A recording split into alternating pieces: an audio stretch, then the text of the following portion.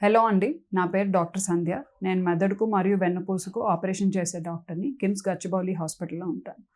వానాకాలంలో పిల్లలకి సంబంధించి చూసే ఇబ్బందుల గురించి మాట్లాడుకుందాం ఇవాళ.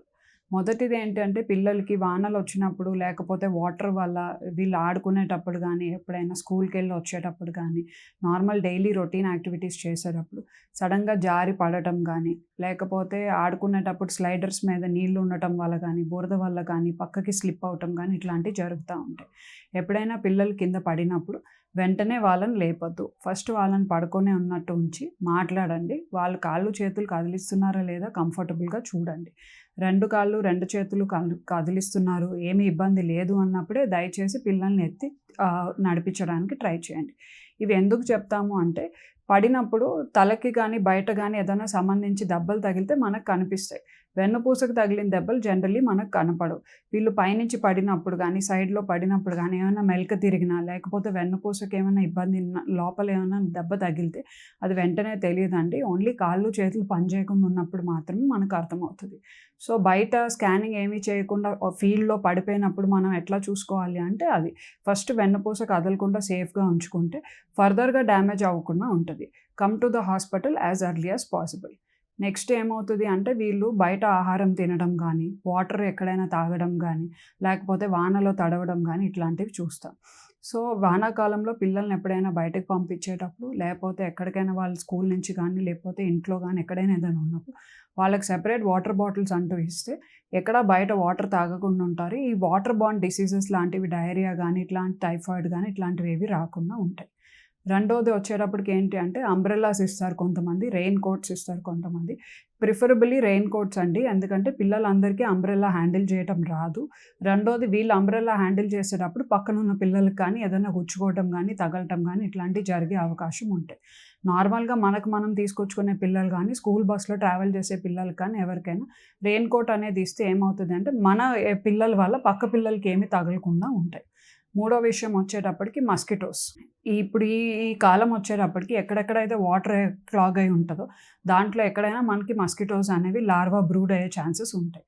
సో, మన దగ్గరలో ఉన్న యాజ్ అవర్ ఓన్ కమ్యూనిటీలో గానీ, మన చుట్టుపక్కల ఉన్నాయి గానీ, మన పిల్లలు వచ్చే దారిలో గానీ, ఎక్కడైనా గానీ ఇట్లాంటిది ఏదైనా ఉన్నప్పుడు kindly avoid going to that road. మన అన్ని చోట్ల మనం చేయడానికి అవ్వదుగా. మన చుట్టూ సరౌండింగ్స్ వరకు మనం శుభ్రంగా పెట్టుకుంటే సరిపోదండి. వేరే ఆటిల్లో కూడా వచ్చే ఛాన్సెస్ ఉంటాయి. సో, దానివల్ల ఏమొచ్చే ఛాన్సెస్ ఉంటాయంటే మలేరియా కానీ, డెంగ్యూ కానీ ఇట్లాంటివి ఏమన్నా వచ్చే అవకాశాలు ఉంటాయి. తర్వాత ఇంకొకటేంటంటే వీళ్ళు వర్షంలో తడిచినప్పుడు గానీ, ఏదన్నా సడెన్‌గా ఇదే అయినప్పుడు కొంతమందికి జలుబు, దగ్గు, వైరల్ ఫ్లూ ఇట్లాంటివి వచ్చే అవకాశాలుంటాయి.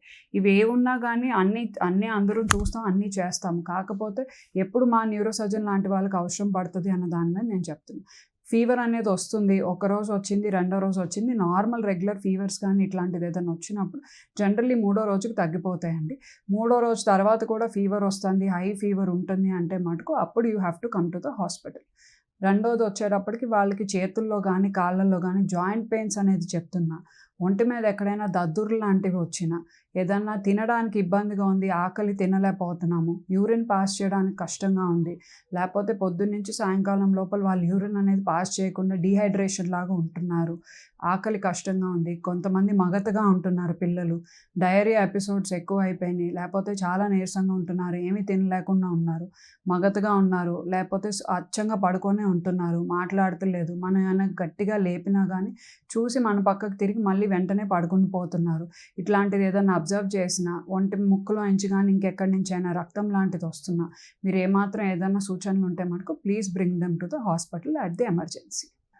సో, ఇప్పుడు పిల్లలకి ఎలా అయితే చూసుకున్నామో ఈ ఇబ్బందులన్నీ, పెద్దవాళ్ళకి కూడా ఇట్లాంటి ఇబ్బందులు ఉంటాయండి. పెద్దవాళ్ళకి వచ్చేటప్పటికి మొదటిది చాలా తలనొప్పిగా అనిపించడం, లేపోతే బాడీ అంతా నొప్పులుగా ఉండటం, జాయింట్ పెయిన్స్ లాంటివి ఉంటాయి. ఇవన్నీ ఎందుకొస్తాయి అంటే మన టెంపరేచర్ డౌన్ అయ్యేటప్పటికి హ్యూమిడిటీ చేంజెస్ వచ్చినప్పుడు ఇట్లాంటివి మనం అన్నీ నోటీస్ చేస్తామనమాట.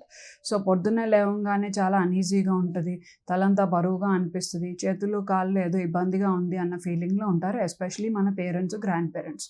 వీళ్ళందరికీ ఏంటి అంటే first thing hydration, second thing వచ్చేసి ఈ సీజనల్గా వచ్చే వైటమిన్ సి కానీ ఇట్లాంటివి వచ్చే ఫ్రూట్స్ తీసుకోవటం, న్యూట్రియంట్గా ఉన్న డైట్ తీసుకోవటం.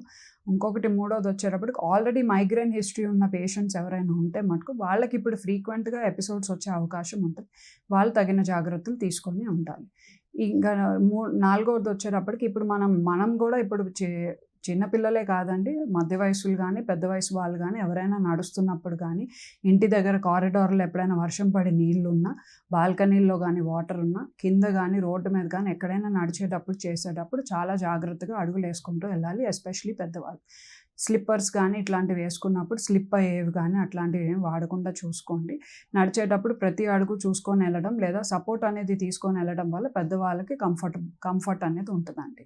ఇది కాకుండా రోడ్డు మీద వెళ్ళేటప్పుడు కంపల్సరీ బైక్ వాళ్ళు వెళ్తున్నా లేకపోతే కార్లో వెళ్తున్నా వీళ్ళు ఎవరైనా వెళ్తున్నప్పుడు మనం రోడ్డు మీద నడుస్తూ ఉంటే మటుకు please walk on the opposite side. అంటే మనం నడిచేటప్పుడు మనకి ఎదురు వచ్చేటట్టు ఉండాలి కానీ మనం ట్రాఫిక్తో పాటు నడిచి వెళ్ళేటట్టు ఉండకూడదు.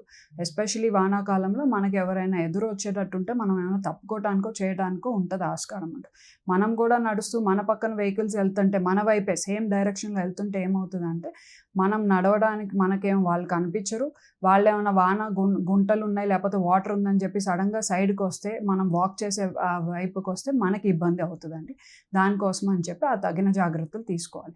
Walk in the opposite side. పెద్దవాళ్ళు నడుస్తుంటే సపోర్ట్ లేకుండా నడవనివ్వద్దు.